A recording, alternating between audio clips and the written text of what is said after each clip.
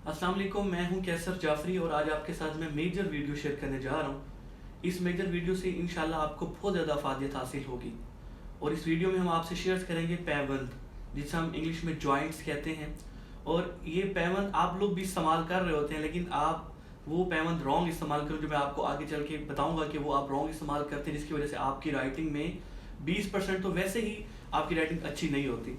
तो अगर आप ये पैबंद सही से इस्तेमाल करना सीख लें कि ये पैबंद की सही शेप कैसे बनाना, अगर आप बनाना सीख लेते हैं तो इंशाल्लाह आपकी राइटिंग में उसी टाइम 20% चेंज आना शुरू हो जाएगा। मतलब आपकी राइटिंग 20% अच्छी हो जाएगी। तो मैं आपको अब ये पैबंद की असल शेप दिखाता हूँ। तो मैं अब आपको इन पैबंद की असल शेप्स दिखाता हूँ। ये पैबंद है, पैबंद नंबर फर्स्ट, पैबंद नंबर 1 है। ये आप के अल्फाजों के दरमियान में आता है। आप इसका इस्तेमाल कर रहे होते हैं, लेकिन आप इसको गलत तरीके से इस्तेमाल कर रहे होते हैं, जो मैं आपको आगे चल के बताता हूँ। पैबंद नंबर 2, ये शेप इस तरह की होती है, वी शेप है। आप इसको रॉन्ग डब्ल्यू कहते हैं पैबंद को। और दूसरा पैबंद जो है वी शेप की तरह, ये भी अल्फाजों के दरमियान में आता है। और पैबंद नंबर 3, ये अल्फाजों के, ये मद शेप की तरह होता है और ये अल्फाजों के शुरू में आता है।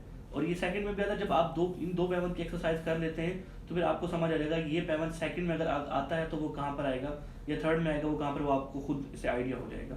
तो मैं अब आपको इस तरह की ये रॉन्ग पैबंद समझा लेता हूँ और राइट पैबंद के आपको कैसे करना चाहिए। आप इस पैबंद को, दुरुस्त पैबंद का इस्तेमाल कर रहे होते हैं कुछ इस तरह से। इसको आप पैराग्राफ के अंदर अल्फाजों में आप इसका इस्तेमाल ऐसे करते हैं। और इस पैबंद का इस्तेमाल आप करते हैं कुछ इस तरह से। और पैबंद नंबर 3, दुरुस्त पैबंद इस तरह का होता है और आप इसका इस्तेमाल भी पैबंद नंबर 2 जो आपने रॉन्ग बनाई इस तरह से कर रहे होते हैं। ये यहाँ पर देखें। अब मैं आपको इसको अल्फाजों में दिखाता हूँ कि आपका पैबंद गलत कैसे होता है। देखिएगा, जब भी स्टूडेंट्स बच्चे गवर्नमेंट लिखते हैं, अब जिनको जैसी भी उनकी राइटिंग होती है, वो ऐसे करने के बाद ये देखें, ये पैबंद ऐसे बनाते हैं। हम इसे कैलीग्राफी की लाइफ के अंदर हम इसे इजाफी पैबंद भी इनको कह सकते हैं। ये देखें, ये पैबंद आपके बच्चों ने यहाँ पर बनाया। तो आपने जब भी ये पैबंद बनाना है तो देख लें, मैं आपको यहाँ बता दूँ, ये मैं यहाँ पर रोक देता हूँ और मैं अलग से इस कलम से आपको दिखा दूँ ताकि आपको समझ आ सके सही तरीके से। ये देखें, ये है सही पैबंद। ये देखें, ये पैबंद नंबर 1 का इस्तेमाल आपको यहाँ पर तकरीबन नज़र आ रहा होगा कि हमने इसको ऐसे करना है। ये पैबंद बच्चे जल्दी के अंदर स्टूडेंट्स इसको इस तरह से बना देते हैं, ये बिल्कुल गलत है, जो कि मैंने यहाँ पर लिख दिया कि ये गलत पैबंद है और ये हमारे दुरुस्त पैबंद है। पैबंद नंबर 1 ये अल्फाजों के सेकंड में आता है। देखिए, जैसे मिनट लिखा है, जैसा कि आप अहमियत लिख देंगे, फोकियत लिख देंगे, उसके अंदर ये पैबंद आ रहा है। आप इसके बहुत सारे अल्फाज बना सकते हैं।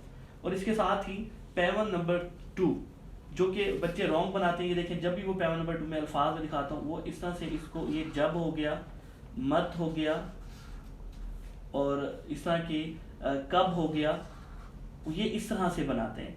तो ये पैबंद आपने जब भी बनाना है, पैबंद नंबर 2 की हम बात कर रहे हैं, ये वी शेप की तरह होता है और आप लोग इसको इस तरह से बनाते हैं, तो ये बिल्कुल गलत है। पैबंद को जब भी, पैबंद नंबर 2 को जब भी बनाएं तो आप यहाँ देख लें, ये अल्फाजों के सेकंड में आता है, जीम के बाद। मैंने आपको कहा था कि ये इजाफी पैबंद भी हमें कह सकते हैं। तो ये देखिए, आपने इसके साथ ये पैबंद बनाया, फिर जाकर आपने इसके अल्फाज को मुकम्मल किया, तो ये हमारा जब बन गया। ये देखें, अगर आपको नज़र आ रहा है तो ये एक इजाफी पैबंद, हम इसको यहाँ पे फोकस करा रहे हैं, यहाँ पर इसका काम हो रहा है। आप अगर आप मत लिखते हैं, देखिएगा, आपने मीम के बाद, मीम की आधी शक्ल यहाँ पे ख़त्म हो रही है, आपने इसके साथ इजाफी पैबंद का इस्तेमाल किया, फिर जाकर आपने अपना अल्फाज जो भी है आपने मुकम्मल किया। ये देखें, ये इस तरह से ये चीज़ें बिल्कुल गलत हैं।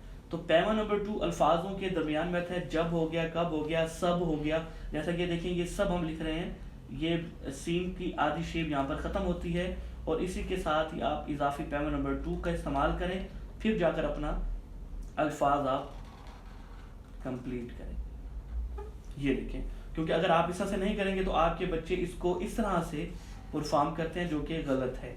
ये पैबंद नंबर 2 का इस्तेमाल मैं बता रहा हूँ, ये गलत पैबंद, आपने ये नहीं करना, इसका इस्तेमाल इस तरह से करना है। पैबंद नंबर 1 ये शेप है और इसका इस्तेमाल आपने यहाँ पर ऐसे करना है, जो मैंने आपको अल्फाज बता दिए हैं, गवर्नमेंट, अहमियत, फोकियत। बाकी आप जब बनाने बैठेंगे तो इंशाल्लाह आपको समझ आते चले जाएंगे कि आपने कैसे बनाना है। अब पैबंद नंबर 3 की बात कर लेते हैं कि पैबंद नंबर 3 जो है, दुरुस्त पैबंद इस तरह का होता है اور اس کو غلط پیمند نمبر 2 کی جیسے غلط آپ بناتے ہیں اس طرح سے آپ بناتے ہیں، جو کہ یہ غلط ہے اور یہ درست ہے۔ اب دیکھیے گا، آپ جب بھی اپنے بچوں کو کہیں گے لکھیں ہماری پیاری، تو وہ ہم، تو بچہ ہم اس طرح سے لکھ دیتا ہے، پیاری اس طرح سے لکھ دیتا ہے، ہماری یہ اس طرح سے لکھ دیتا ہے۔ تو یہ الفاظ ایسے نہیں ہونے چاہیے۔ انہیں بچوں کو ہم بتاتے ہیں اپنی ہماری ورک شاپس کے اندر، جب ہم اسکولوں میں ورک شاپ کر رہے ہوتے ہیں تو ہم یہ بتاتے ہیں کہ بیٹا یہ ایسا پیمند ہے جو الفاظوں کی شروع میں آتا ہے۔ بہت زیادہ الفاظ ہم ان کو سمجھا دیتے ہیں۔ یہ دیکھیں آپ جب بھی بنائیں مارکر سے تو فرسٹ پہلے مد کی شیپ بنائیں پیمند نمبر 3، پھر آپ اس کے ساتھ ہم میم جوڑ سکتے ہیں، یہ ہمارا ہم بنا۔